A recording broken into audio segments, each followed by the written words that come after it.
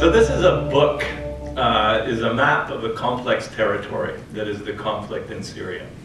And a map never captures the territory in all its complexity. It doesn't capture all the contours, all the details of the terrain, all the hills and the valleys.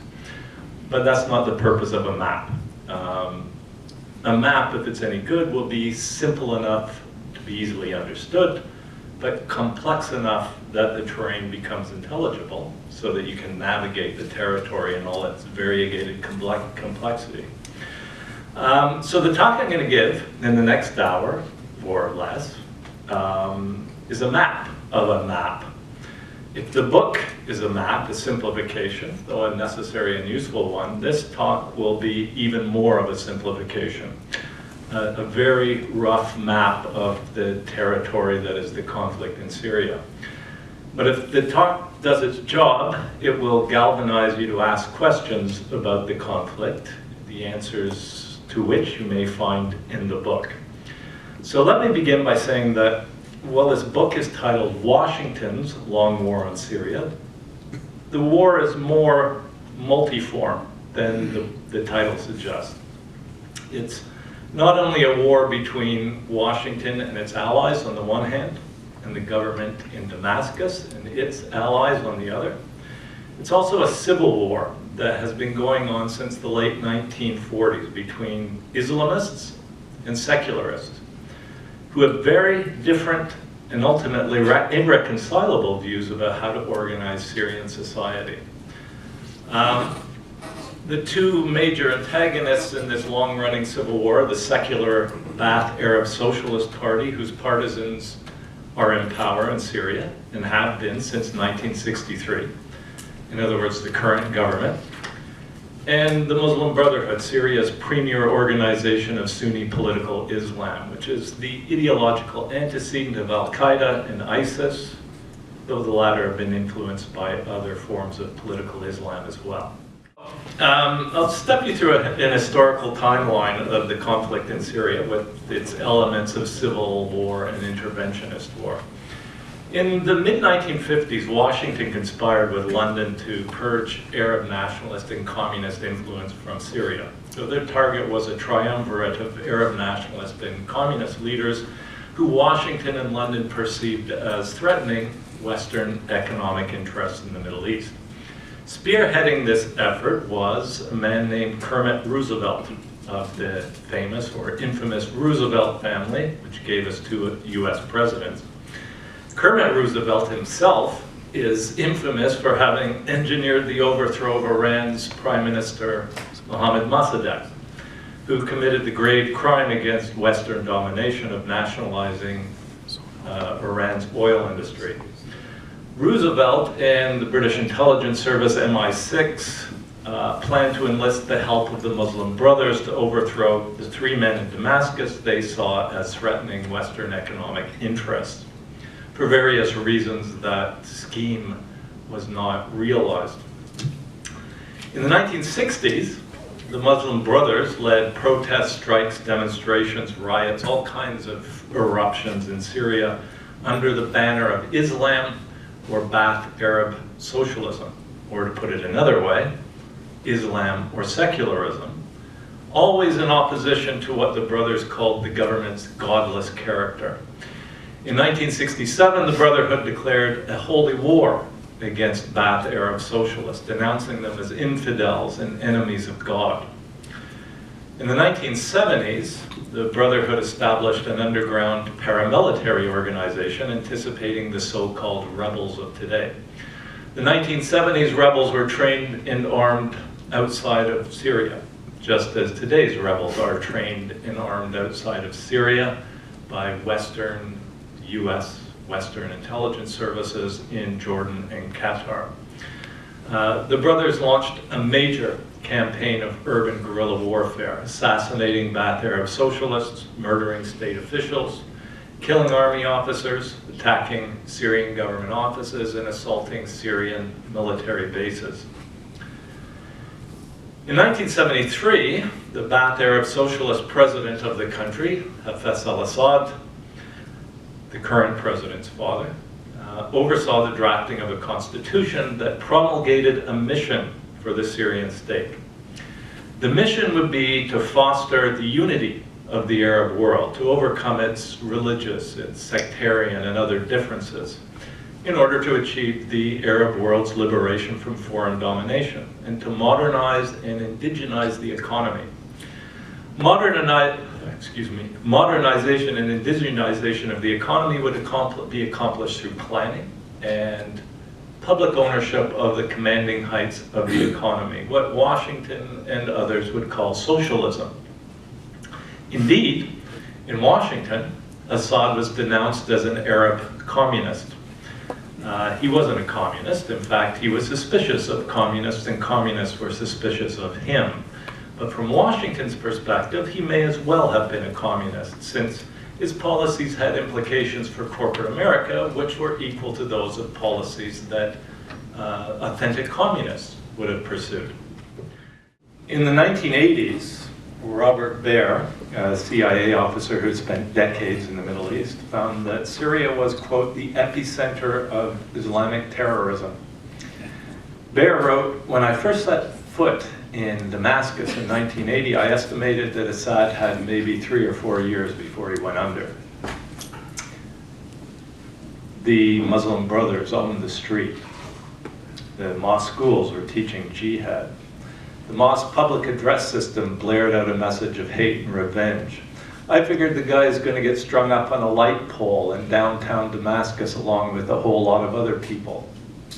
That was Robert Baer. In 1980, the brothers established the Islamic Front of Syria, whose manifesto declared war without end until Ba'ath Arab socialism, that is secularism, was exterminated in Syria. By the way, there are 3 things the Muslim Brothers and other Sunni sectarian political Islamists hate about Ba'ath Arab socialism. They are nationalism, secularism, and socialism. These are ideologies of European origin, foreign to the Muslim world, foreign to the Quran, and therefore foreign to God. Ba'ath Arab socialism, in the view of the Muslim Brothers, represents a foreign and godless implantation in the Muslim world, which must be exterminated. In 1982, the Muslim Brothers seized control of Hama, Syria's 4th largest city. They went on a blood-soaked rampage through the city, attacking police stations, murdering Ba'ath Arab socialists, executing government officials, killing soldiers. Every Ba'ath Arab Socialist Party official in the city was executed, many by decapitation. In the Syrian government operation to quell the uprising, the Syrian Arab army captured more than 15,000 foreign-supplied machine guns, along with prisoners including Jordanian and CIA-trained paramilitaries. Well, likewise, insurgents operating in Syria today have been trained by the CIA and other Western intelligence services in Jordan and Qatar. In the 1990s, the Muslim Brotherhood established an alliance with other sectarian Sunni political Islamists to form what became known as the National Front for the Salvation of Syria, which perhaps would have been more aptly called the National Front for the Salvation of Syria from Arab nationalism, secularism, and socialism. The front had 2 goals. The most immediate goal was to assassinate Assad. The longer-term and fundamental goal was to establish an Islamic State based on the Quran. Let's jump to 2001. In the aftermath of the 9/11 attacks, a retired U.S. Army General Wesley Clark told a reporter that during a trip to the Pentagon, he learned of plans to attack a number of countries. One was Iraq, which soon after was attacked. Another was Libya, which eventually was attacked, and a third was Syria. There were others, but Syria was among them. In 2002, Syria was added to the Bush administration's axis of evil, its regime change hit list. Okay. I have someone looking after me.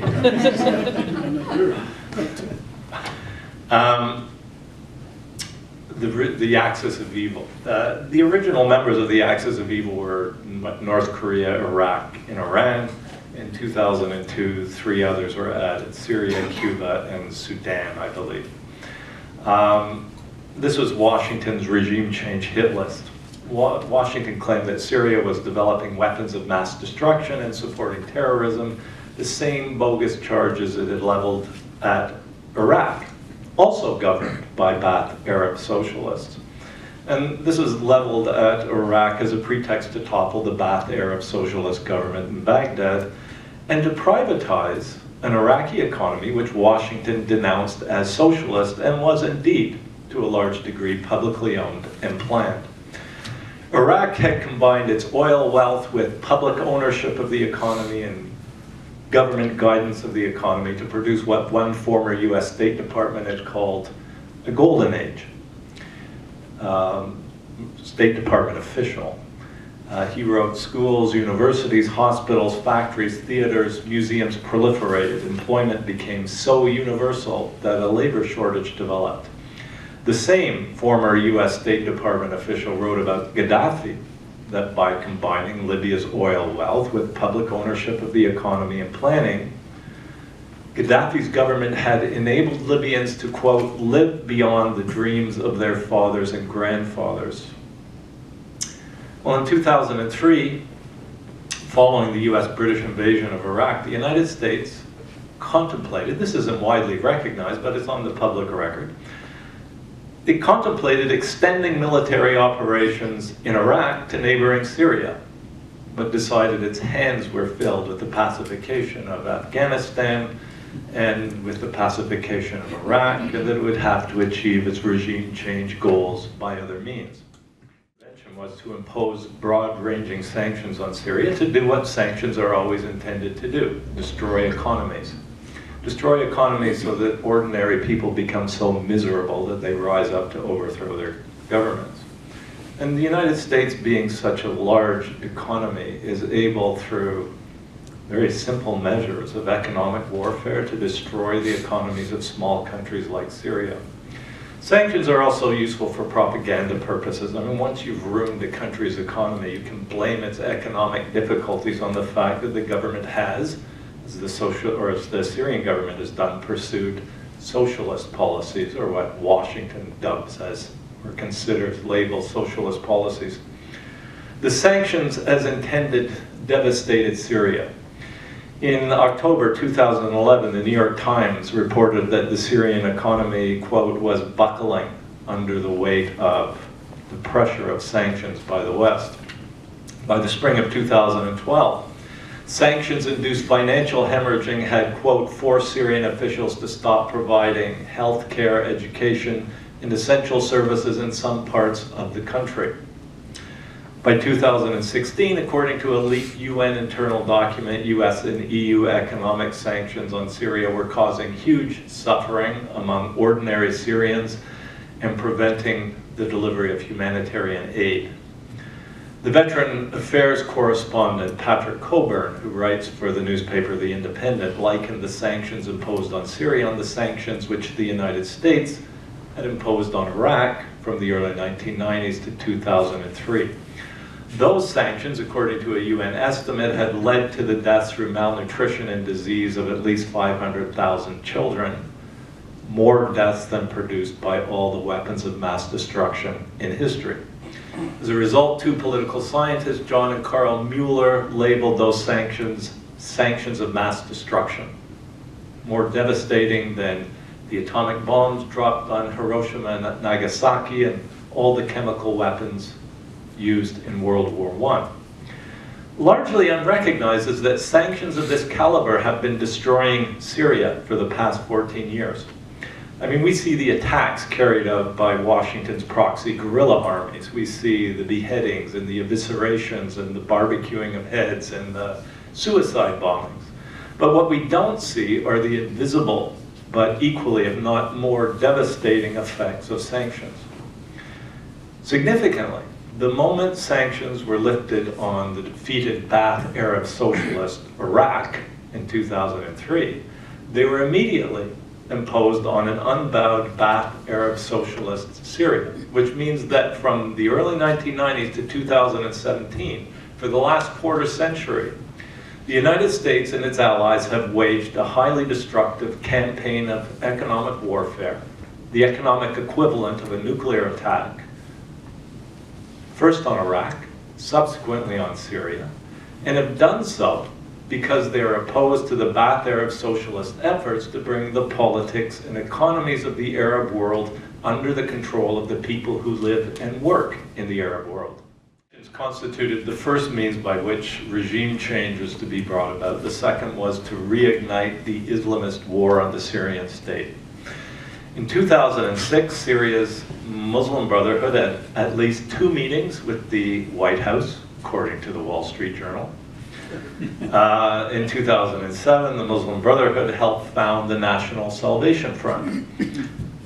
Also, according to the Wall Street Journal, the front met frequently with the US State Department, the US National Security Council, as well as with the US government-funded Middle East Partnership Initiative. In late 2010, just months before riots were to erupt in the Syrian city of Daraa, marking the beginning of what would become known as the Arab Spring in Syria, but in reality was the beginning of a renewed Islamist insurgency. The Muslim Brotherhood voiced its hope for a civil revolt in Syria to oust Assad's so-called heretical government. Well, the hope that Syria, or a civil revolt, would soon erupt was realized only a few short months later. But this was an outcome that the United States and the Muslim Brothers had been working towards since 2006. But in early 2011, before the uprising in Daraa, as upheaval swept across the Arab world, all was quiet in Syria. And this perplexed Western news organizations. I mean, why were there demonstrations in Tunisia? Why was there tumult in Egypt? Why was there an uprising in Libya, but not the slightest evidence of distemper in Syria? So the New York Times and Time magazine dispatched reporters to find out what made Syria different. Why was Syria quiet? Well, here's what they reported. They said all was quiet in Syria because the government had broad support. They said all was quiet in Syria because even critics conceded that Assad is popular. They said all is quiet in Syria because Assad has, this is Time magazine, endeared himself to the population, especially youth. They said all is quiet in Syria because attempts to organize protests against the government had failed. Syrians, it seemed, according to Time magazine and the New York Times, had no compulsion to protest against their government. And you can confirm all this by searching the internet archives of the New York Times and Time magazine for the months of January, February, March, and April of 2011. In mid-March 2011, riots broke out in Daraa. They were violent. Some rioters carried arms, buildings were burned, vehicles on the street were set fire to. Even US officials, according to the New York Times, quote, acknowledged that the demonstrations weren't peaceful and that some protesters were armed.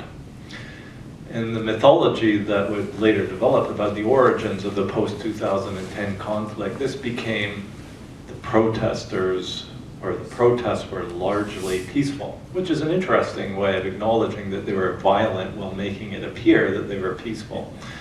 Eventually, the modifier largely was dropped altogether so that the story became the demonstrations were peaceful. But at the time, neither the New York Times nor US officials saw the protests as peaceful and acknowledged that they were violent.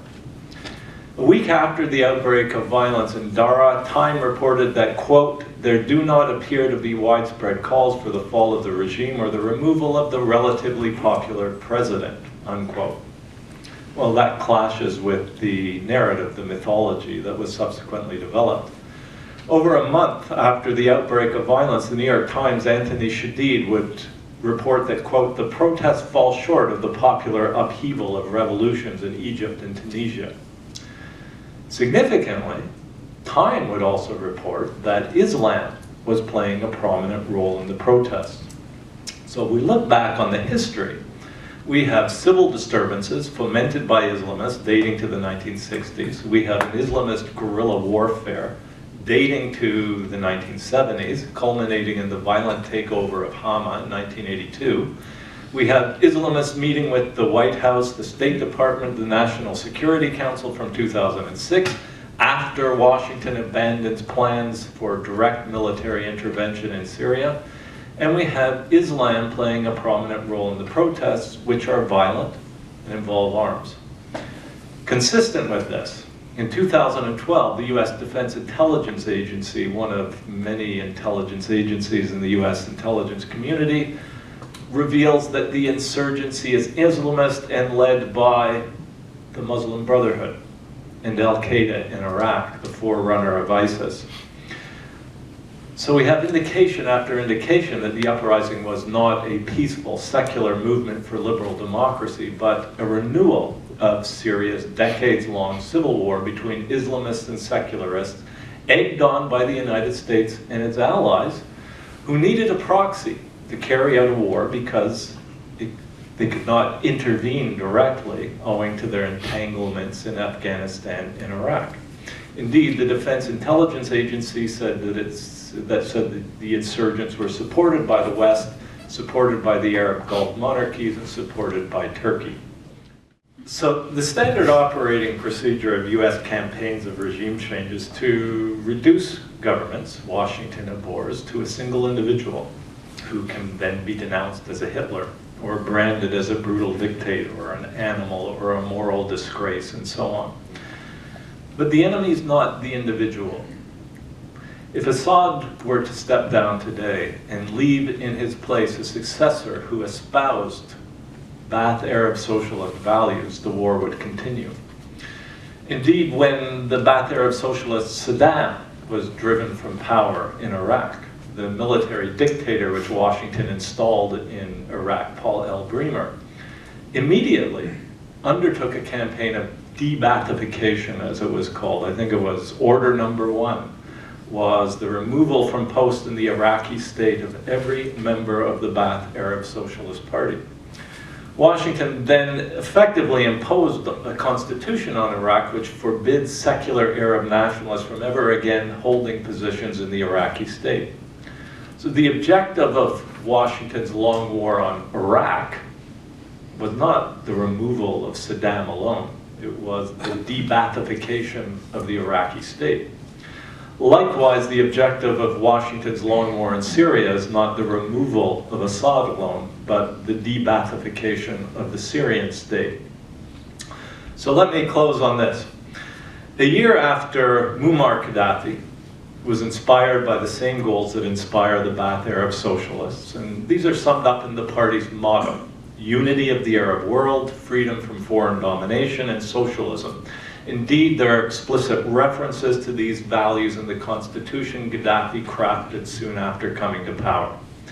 So a year after Gaddafi, inspired by the goals of unity, freedom, and socialism, was removed from power by Islamists, backed by NATO. And by the way, in the campaign to oust Gaddafi, Canadian fighter pilots quipped that they were Al-Qaeda's Air Force. The Wall Street Journal, here's the Wall Street Journal again. The Wall Street Journal revealed a year later that Western oil companies had agitated for Gaddafi's removal because he was driving hard bargains and insisting that Libyans benefit from their oil resources. Well, you know, US oil companies believe that the petroleum resources of the Arab and Muslim world should be used for the enrichment of their shareholders, not for the benefit of people who live in the region. But oil company executives are systemically and legally bound to hold that view. You won't last long as an oil company executive if you think that the interests of Libyans are superior to the interests of your shareholders. Gaddafi had the opposite view, that the interests of Libyans were superior to those of US oil company shareholders. As a result, he was eliminated. He would... Wait. I heard it. Sorry. He was eliminated because the goal of US foreign policy is to defend and promote the interests of the most consequential sector of US society, namely corporate America.